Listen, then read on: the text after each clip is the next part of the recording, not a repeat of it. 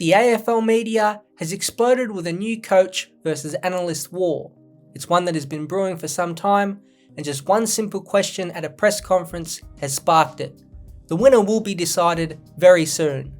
Another AFL coach was also involved in another bizarre incident from an opposition supporter that on face value was serious, but actually ended up having a touch of humour, and a marquee Channel 7 personality fired back at his old network for not making fun of one of their own. As always, there is plenty to unpack as battles flare everywhere in the AFL media world. Let's start with Fremantle coach Justin Longmuir and Fox Footy's David King. Now, King has been a long-time critic of Longmuir, with his main frustration being with the way Fremantle play, most notably their slow pace and what he calls defending with the ball.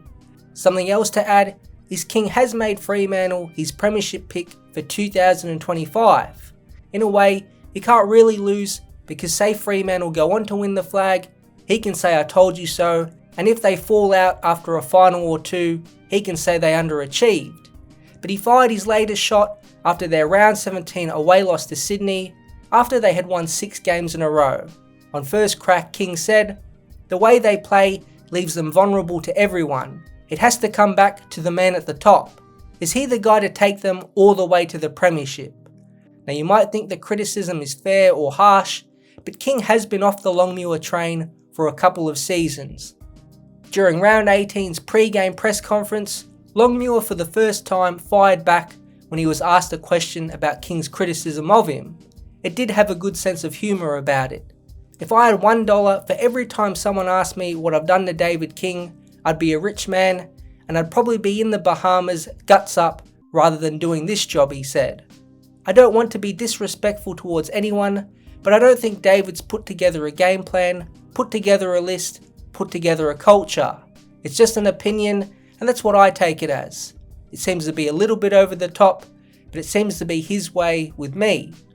So it seemed like the small war of words would end there, but on Fireball Friday, King had one last crack back. It started off nice. The list, I reckon we can get a pretty good handle on what they're doing with the list. What have I said about their list all year? They've got the best list in the comp. So I don't know where we differ on that. And if you agree with me on the list, then why are you sitting 9th? As Justin said, they are just opinions. We have no bearing on their footy club. We really don't. However, in a cheeky jab back, King played a fake luxury escape package ad that made fun of Fremantle.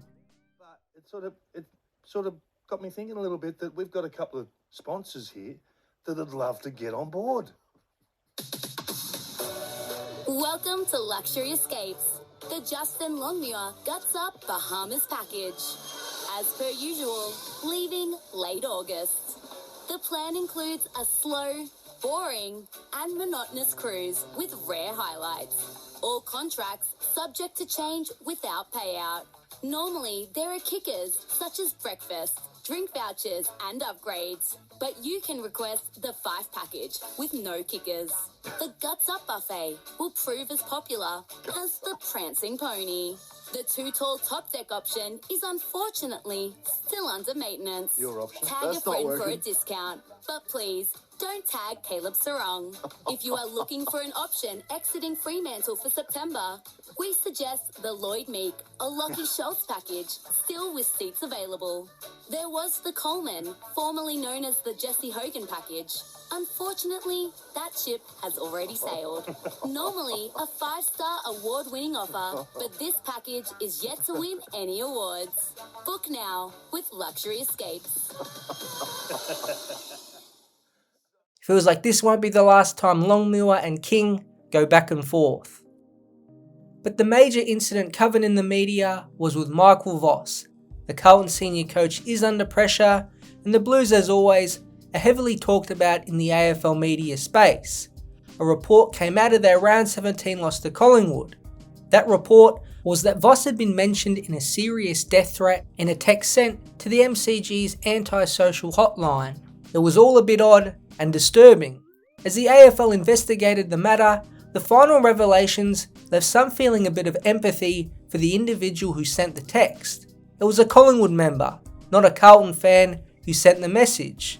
They ended up on the end of a 5-year ban from attending the MCG, AFL games and being a Collingwood member. The text message sent read, "I'd like to report 23 missing persons and preemptively report the murder of Michael Voss." Now, was it appropriate to send? Not really, but in the context there is some humour in it. Obviously this is from a Collingwood fan who was revelling in their side's 56-point win over their arch rivals. 23 missing persons are the players selected on match day, but it was the inclusion of the word murder that was wrong.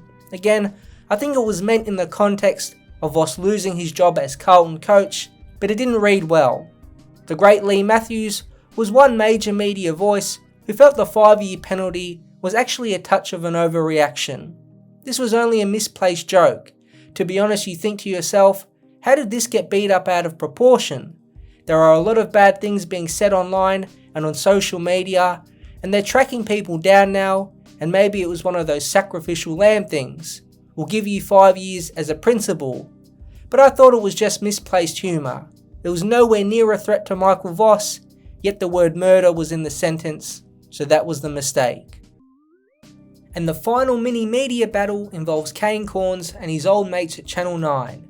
Now, if you didn't know, the host of the Sunday Footy Show in Tony Jones did not attend Wimbledon this year.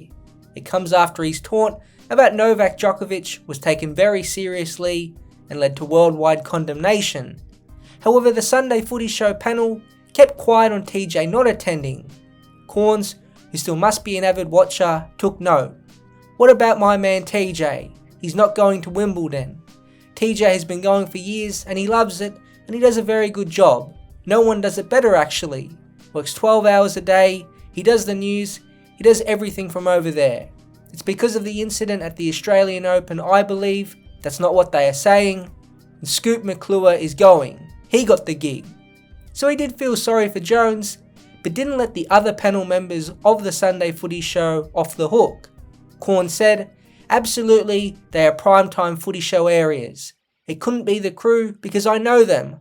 I know that Damo and Brownie and Lordo would have fought really hard to come up with something hilarious about this. Just to needle and prod about this and get into him for the whole 2 hours of the show. So it must have been a management decision above, like it was the last time they weren't allowed to discuss the Novak incident. They took a few short steps. I'm just concerned that they're starting to take the odd short step over there." So it seems as if Cornes thinks his old show has turned a bit soft without him. But I think overall, it still shows Cornes wants the show to succeed, despite leaving them for Channel 7.